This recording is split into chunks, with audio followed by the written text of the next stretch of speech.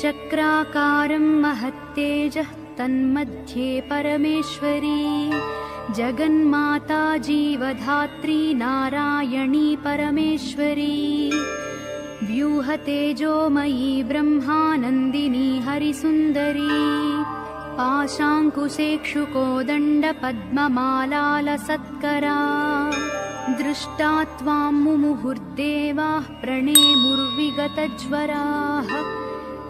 तुष्णुवुः श्रीमहालक्ष्मीं ललितां वैष्णवीं परां श्रीदेवाः उवाच जयलक्ष्मी जगन्मातः जयलक्ष्मी परात्परे जय कल्याणनिलये जय सर्वकलात्मिके जय ब्राह्मी महालक्ष्मी ब्रह्मात्मिके परात्मिके जय नारायणि शान्ते जय श्रीललिते रमे जय श्रीविजये देवीश्वरि श्रीदेवी